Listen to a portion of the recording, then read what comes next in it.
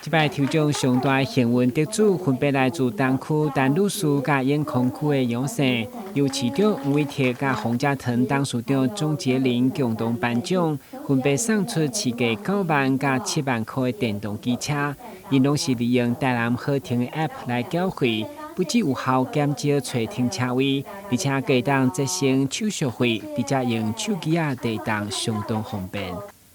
大家可以，第一个，你使用台南好停，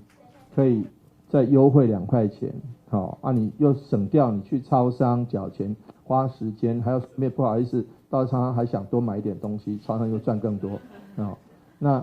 这个好，只要动手，好，在行动支付上用 App 好缴一缴，那就可以了，好，又优惠。你像你去超商缴，他没有给你优惠哦，他是跟台南市政府收手续费，但是他没有给我们的车主优惠，我们台南市政府给车主优惠，好，那所以欢迎大家来使用。